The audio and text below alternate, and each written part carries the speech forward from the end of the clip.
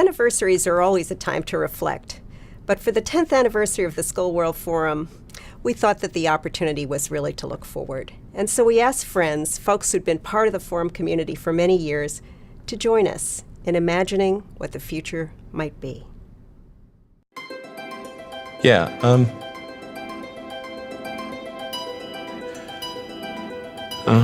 50 years time. Well, I wonder what the world will be in 50 years.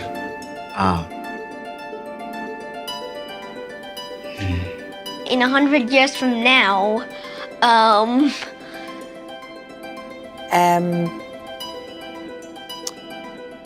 Wow, that's a big question. Where do I think?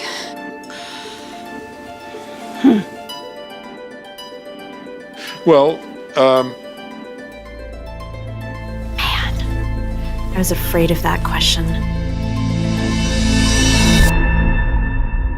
So if you look at progress in general in the last 100 years, I think it's been strong and ugly. We have more, so we've progressed, but as Confucius would say, more than enough is too much. The big issues of today are environmental or social, poverty, access to clean water, health, education. We're fundamentally changing the chemical makeup of the Earth. Everything that's happening now, we brought this upon us. We created it. The decision makers are really not acting in what is in the best interest of the public. The most likely outcome is that there will be some terrible tragedies, and then we will see radical change. These problems are not simple. There's not simple silver bullet solutions. We certainly have information that's valuable and we can use to avoid making the same mistakes again. I think the question is, will we face it? Will we take the short-term view? Your brain is most definitely not programmed for long-term thinking. It really operates most effectively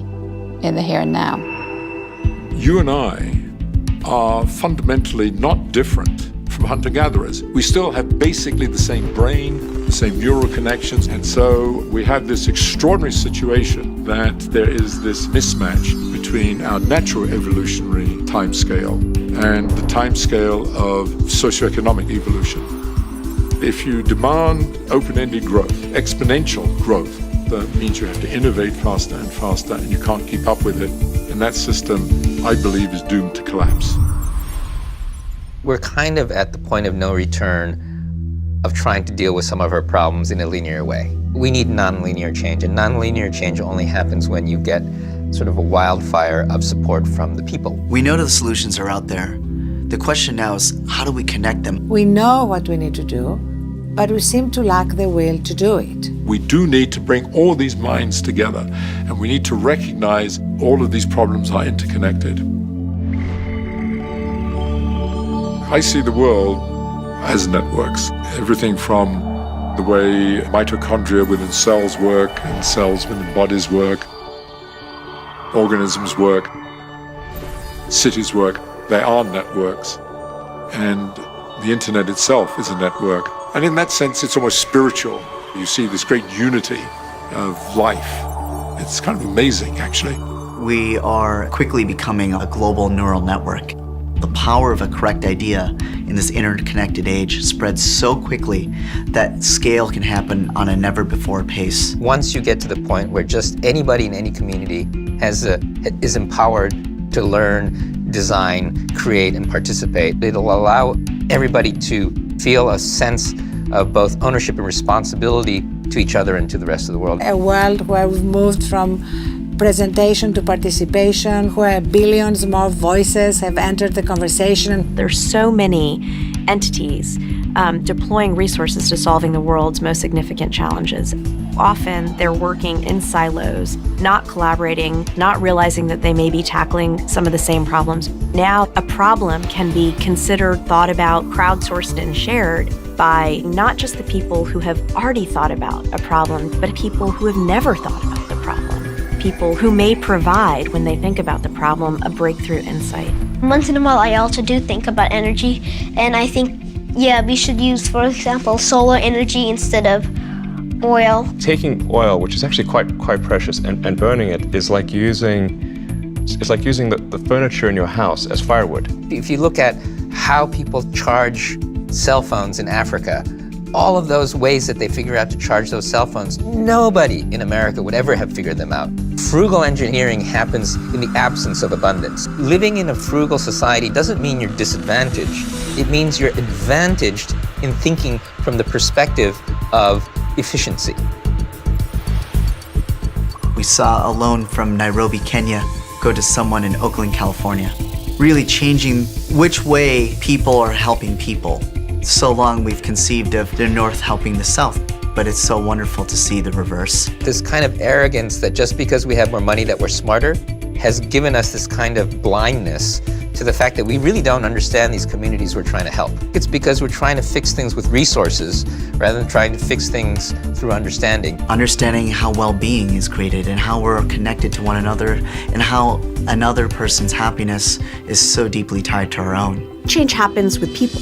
The more people that are empowered through connection technologies, the more ability we have to collapse geographic distances so that an inequity happening across the globe is not perceived as so remote. The cost of innovation, the cost of learning, the cost of participation has gotten so cheap that those people who are being sidelined by those in power now have the capability to self-organize and become active participants in society. When you work as a grassroots level, working with all kinds of people on the ground, that power of people will never be matched with anything else. Once you give somebody an idea, they can't not have the idea.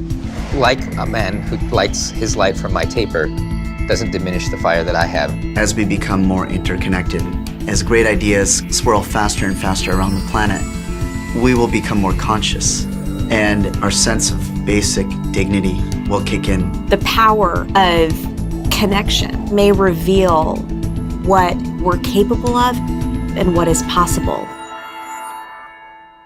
The problems of this world are so big and they're so urgent that they demand disruptive thinking, audacious thinking. I think we still have to fight like hell to try to have this happen. We must work together. We must, if we want to have a better world. We need to redefine that sense of what growth is. I believe there is wisdom in all of us. I believe there is empathy in all of us. We just need to tap into them. There's not time for us to think in incremental terms. We need to agitate. We need to inspire others. The people who write the songs and the culture of the day are going to change society more than those who are in charge of policy and the law. We should be allowed to be creative, and that will mean not quite getting it right again in the future. So in that way, I think that the future will be a lot better. Will it be better than what I have now? Wish I could be around to see that, but I actually think it will be. I do.